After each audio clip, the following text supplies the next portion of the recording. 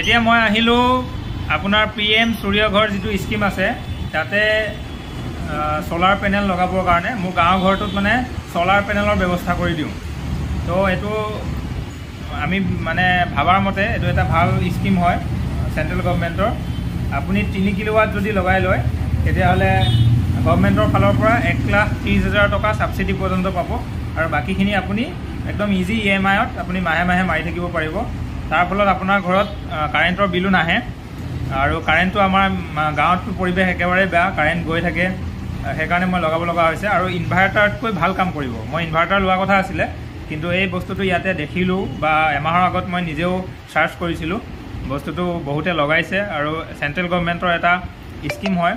তো আপোনালোকেও এই বস্তুটো কৰিব পাৰে। আমাৰ ওচৰত সোহেল আছে, তেওঁ কওকচোন দাদা, এইটো বিষয়ে অলপ কৈ দিয়ক। আপোনালোকৰ দোকান, এওঁলোকৰ দোকান আছে আপোনাৰ ক'ত? ফাইজুতি, নগাঁও ফাইজুতি স্কুলৰ সন্মুখত, ৰিং ৰোড নগাঁৱৰ ফাইজুতি স্কুলৰ ওচৰতে তেওঁলোকৰ এই অফিচটো নতুনকৈ খুলিছে। তেওঁলোকে অসমৰ বিভিন্ন জেগাত তেওঁলোকে ছাৰ্ভিচ ইতিমধ্যে দি আছে। আমাৰ মৰিগাঁৱৰ ফালেও কৰিছে। মই এতিয়া মৰিগাঁৱত আমাৰ গাঁৱৰ ঘৰত লগাম। তো আপোনালোকে এওঁলোকক কণ্টেক্ট কৰিব পাৰে। মই কণ্টেক্ট নম্বৰ এওঁলোকৰ দি দিম বাৰু।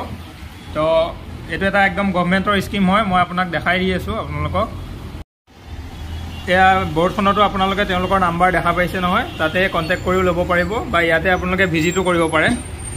তেওঁলোকে খুব ধুনীয়াকৈ এটা নতুন অফিচৰ অপেনিং কৰিছে নগাঁৱৰ আপোনাৰ ধিং ৰোডৰ, আপোনাৰ নগাঁৱৰ পৰা যিটো বৰদোৱা ৰোড যায় তাৰে ফাইজুতি স্কুলৰ একেবাৰে ওচৰত।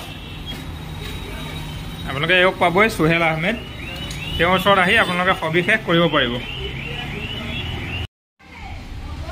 মই আহিলোঁ আপোনাৰ নগাঁৱৰ ধিং ৰোডৰ একেবাৰে ফাইজুতি স্কুলৰ লগতে লাগি থকা PM সূৰ্যঘৰ এটা অফিচ খুলিছে নতুনকৈ। ইয়ালৈ আহিলোঁ। ইয়ালৈ আহি বস্তুখিনিৰ বিষয়ে জানিলোঁ।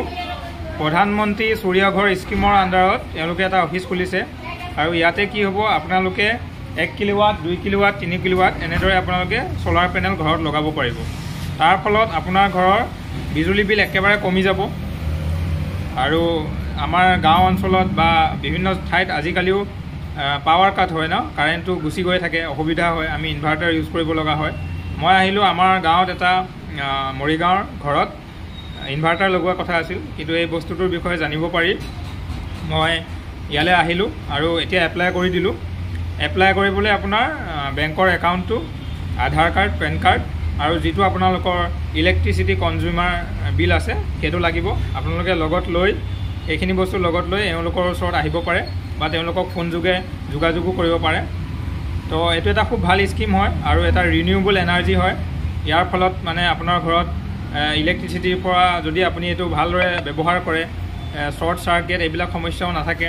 এটা ৰিনিউৱেবল এনাৰ্জি হয় আৰু 25 বছৰলৈ তেওঁলোকে ছাৰ্ভিচ অফাৰ কৰিব। যদি কিবা প্ৰব্লেম আহে আপোনালোকৰ 25 বছৰত তেওঁলোকে ভালো কৰি দিব, গেৰাণ্টি সৈতে দিছে। তেওঁলোকে এটা অফিচ খুলি লৈছে, তো আহিব পাৰে, প্ৰব্লেম নাই। ইতিমধ্যে তেওঁলোকে অসমৰ বিভিন্ন জেগাত কাম চলাই আছে, মৰিগাঁৱতো কাম কৰিছে, তাকে দেখি মই আহিলোঁ। তো আপোনালোকেও এই প্ৰধানমন্ত্ৰী সূৰ্যঘৰ আণ্ডাৰত কামখিনি কৰক, ছাবচিডি লৈ। পিছলৈ হয়তো এই ছাবচিডি নাইকিয়াও কৰি দিব পাৰে, কাৰণ গভৰ্ণমেণ্টে বস্তুটো এতিয়া ফাৰ্ষ্ট বুলি ছাবচিডি হয়তো দি আছে। পিছলৈ হয়তো এই ছাবচিডিৰ সুবিধাটো নাইকিয়া হৈ যাব।